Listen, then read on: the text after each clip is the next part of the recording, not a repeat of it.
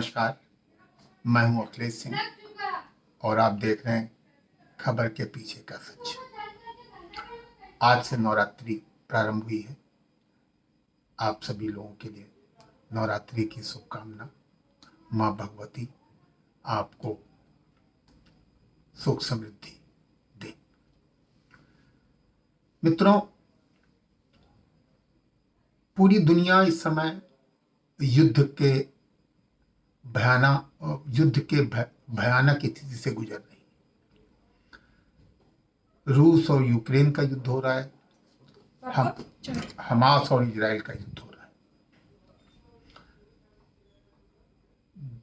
कितनी मानवता घायल होगी, कितने लोग मरेंगे, कितनी माताएं विधवा होंगी, कितनी बहनों के सुहाग जाएंगे, कितनों की राखी सूनी होगी, कितने अनाथ होंगे, इसकी कोई सीमा नहीं। इन्हीं सब विकृतियों से, इन्हीं सब भयानक स्थितियों से बचने के लिए द्वितीय विश्व युद्ध के बाद दुनिया के देशों ने संयुक्त राष्ट्र का गठन किया था। संयुक्त राष्ट्र से कल्पना ये की गई थी, इसके गठन पे सोचा गया था कि पूरी दुनिया को अगले महायुद्ध से, अगले विनाशकारी युद्धों से बचाया जा सकेगा और दुनिया में शांति और सुख की वर्षा होगी। लेकिन दुर्भाग्य से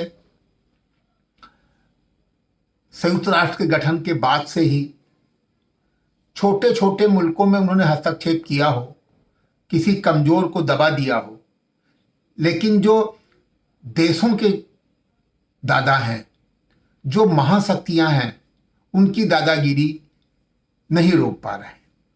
आज आप देखिए, यूक्रेन और हमास की लड़ाई में यूएन ने एक स्टेटमेंट दे दिया कि गाजा के बारे में जो इजराइल ने कहा है कि उत्तरी गाजा से लोग दक्षिणी गाजा चले जाएं, 24 घंटे, 48 घंटे, फिर 6 घंटे की मोहलत दी उन्होंने कि आप लोग ये छोड़ के चले जाइए। इस पे यूएन के सचिव ने कहा कि ये गलत होगा, इससे त्रासदी और बढ़ेगी। उस पर इजराइल के प्रवक्ता ने कहा कि वो हमको नसीहत न दें, बंदूकों को छोड़ने की कोशिश करें। उन्होंने एक आरोप और लगाया कि जब हमास सैन्य तैयारी कर रहा था, शस्त्र से सुसज्जित हो रहा था, तब यूएन ने क्यों नहीं बात की।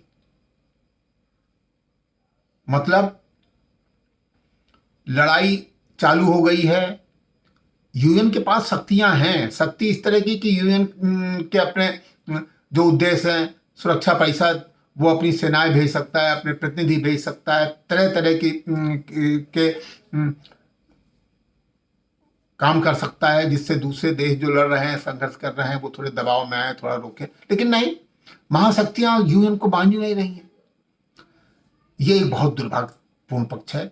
और मुझे लगता है कि आज संचार माध्यमों के युग में जो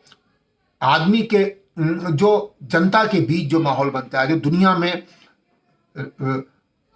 अरबों नागरिकों के बीच जो माहौल बनेगा, उसका प्रभाव जरूर आएगा। इसलिए ये मैं मुद्दा उठा रहा हूँ। वैसे तो लखनऊ छोटी जगह से उठाने पे कहा नहीं है, क्योंकि ये बड़े लोगों का काम है, बड़ी नीतियों का काम है। मैं तो केवल एक आम आदमी को बताने के लिए कह रहा हूँ कि आम आदमी सोचे समझे कि शक्ति के बगैर दुनिया में कुछ नहीं हो सकता।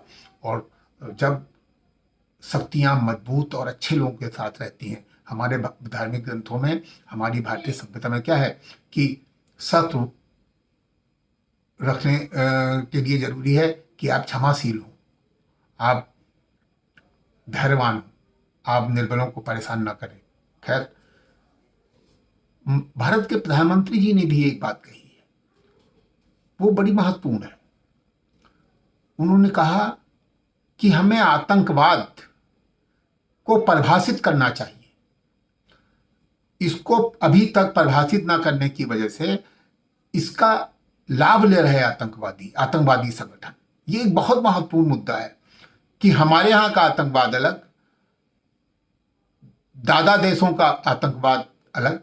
अगर हमारे यहाँ झज्जर को कनाडा में किसी ने मार दिया तो वहां के प्रधानमंत्री ने एक सवालिया प्रश्न उठा दिया, उन्होंने भारत पे उंगली उठा दी। उनको खालिस्तानी आतंकवादी आतंकवादी नहीं, समाजसेवी लग रहा है, मानवतावादी लग रहा है। और दुनिया के अन्य देशों में जिन्होंने 26/11 किया, उनके देश को तबाह कर दिया। दुनिया के अनेक देशों को आपने क्यों इसलिए तबाह कर दिया कि आपके हितों को उन्हें चोट पहुंचाई, आपके यहाँ आतंकवादी घटनाएं की। और हमारे यहाँ जो दिन रात आतंकवादी घटनाएं कर रहे हैं, वही कश्मीर में हुआ। वहां भी बहुत दिन तक दुनिया के बहुत देश उनको अपनी व्यक्तिगत समस्या बताते रहे, हिंदुस्तान की अपनी समस्या बता रहे, मानवतावादी बात करते रहे।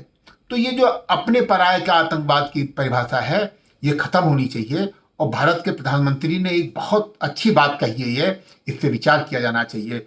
और ये बात अपने छोटे से यूट्यूब चैनल के माध्यम से इसलिए उठा रहा हूँ कि हिंदुस्तान के बड़े बुद्धिजीवी, बड़े पत्रकार, बड़े राजनीतिक इस बिंदु को आगे बढ़ाएंगे और माननीय प्रधानमंत्री जी की इस बात को, और इजराइल, हमास, रूस और यूक्रेन या दुनिया में अन्य जहां भी आतंकवादी घटनाएं हो रही हैं या जहां संघर्ष हो रहा है, उसको रोकने के लिए कोई सार्थक प्रयास करेंगे।